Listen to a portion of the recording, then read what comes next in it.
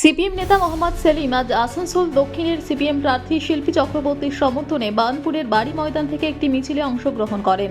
এখানে বিপুল সংখ্যায় বামপন্থী কর্মী সমর্থকরা উপস্থিত ছিলেন। তারাও মোহাম্মদ সেলিমের সাথে মিছিলে পা মেলান। তিনি মানুষের কাছে আগামী নির্বাচনে সিপিএম প্রার্থীর পক্ষে ভোট দেওয়ার জন্য মানুষের কাছে আহ্বান জানান। সাংবাদিকদের মুখোমুখি হয় মোহাম্মদ সেলিম বলেন যে আগামী নির্বাচনে বামফ্রন্ট মনোনীত সিপিএম প্রার্থী শিল্পী চক্রবর্তীর সমর্থনে তারা যেন ভোট দান করেন এবং তিনি বলেন যে আজ ভারত এবং গোটা পৃথিবীতে তার একমাত্র কারণ দক্ষিণপন্থা 25 শক্তিশালী হচ্ছে, যার ফলে গোটা পৃথিবীতে অস্ত্রের ঝনঝনানি শুরু হচ্ছে। এর থেকে মুক্তি পাওয়ার একমাত্র উপায় হলো বামপন্থী এবং বামপন্থাকে মজবুত করা। যে তথ্যটা কেউই তুলছে না সেটা আপনি তুললেন, এপিস্টেন ফাইলের যে ঘটনা দক্ষিণপন্থী বিষয়গুলো নিয়ে আপনি যেটা বললেন সেটা একটু যদি বলেন।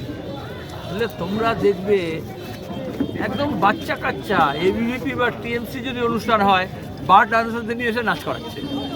তাহলে দক্ষিণপন্থা মানে হচ্ছে আসলে সাংস্কৃতিক অবক্ষয়।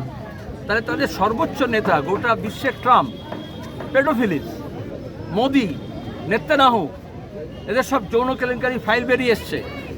বিদেশ নীতির নাম করে যখন বিদেশে যায় আসলে ফুর্তি করতে যায়, সেখানে দেশের স্বার্থ দেখে না। বিদেশ নীতি মানে হচ্ছে দেশের স্বার্থের এক্সটেনশন, সেটাকে চৌপাট করা হয়েছে। সবসময় তাই হয়। এটা একটা দেশ বলে নয়, একটা রাজ্য বলে নয়। সে মমতা হোক, সে মোদি হোক, সে ট্রাম্প হোক, সে নেতানিয়াহু হোক, যারা মানুষকে শোষণ করে দিয়ে শোষকদের হাতে আমাদের প্রাকৃতিক সম্পদ তুলে দিয়ে লুটের ব্যবস্থা করে নিজেরা একটা বিলাসবহুল জীবন বেছে নেয়। এই যে অভিষেক ব্যানার্জিকে দেখছো বিদেশে গিয়ে টাকা জমাচ্ছে, বিদেশে যারা সব ওর বান্ধবী তাদের অ্যাকাউন্টে টাকা জমা দিয়েছে, মোদী সরকার কেন আজ পর্যন্ত তদন্ত করলো না? কারণ বিজেপি তো তাই করছে।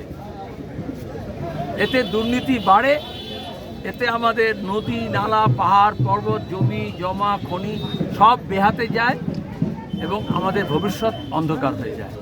এপিস্টন ফাইল নিয়ে এই জন্যই আমাদের দেশের মিডিয়া দেখবে কোনো কথা বলছে না। যেমন যখন উইকিলিক্স হয়েছিল তখনও সেটা নিয়ে কোনো চর্চা হয়নি। কিভাবে আমাদের দেশের রাজনৈতিক দলগুলো বিদেশের স্বার্থে কাজ করছে তার উদাহরণ তো এগুলো।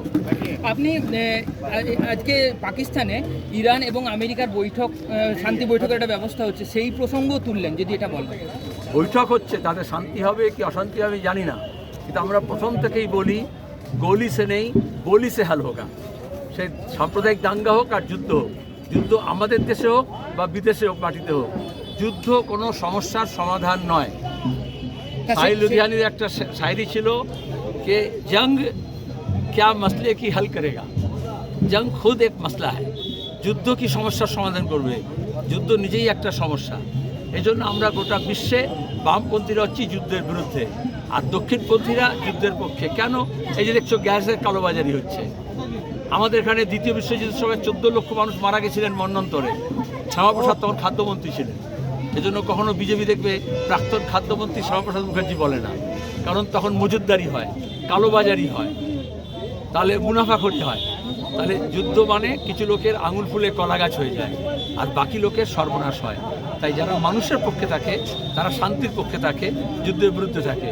আর ট্রাম্প যুদ্ধ ব্যবসা মতো দেখেন। উনি পাকিস্তান ভারতে যখন অপারেশন সিন্ধু রয়েছিল, মোদি তখন চিৎকার করছিল কত, আরএসএস কত লাফাচ্ছিল, এখন কেন যুদ্ধের কথা বলছে না? আজকে দাঁড়িয়ে যে পাকিস্তানকে কেউ পুষতো না মোদির নীতির জন্য, সে হয়ে গেল এখন রিজিনাল একজন ইম্পর্টেন্ট একটা প্লেয়ার, ইন্টারন্যাশনাল রোল প্লে করছে। আর আমরা যারা ইন্টারন্যাশনাল একটা ইম্পর্টেন্ট একটা মর্যাদার জায়গায় ছিলাম, আমাদের কেউ পুষছে না। আমাদের বাড়ির পাশে আলোচনা হচ্ছে, সেখানে আমাদের অতিথি বলেও ডাকলো না, কোনো একজন সাংবাদিক নেই।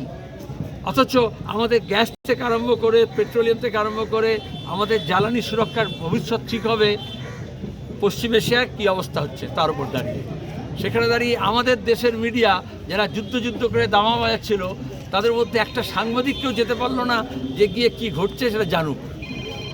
আমরা একদম আইসোলেটেড হয়ে গেছি। আনন্দ আর ভালোবাসার দীপ্তিতে গড়া সমুজ্জ্বল পরমা, ঠিক তোমারই মতো। শ্যাম সুন্দর কোম্পানি জুয়েলার্স, আগরতলা, উদয়পুর, ধর্মনগর, কলকাতা।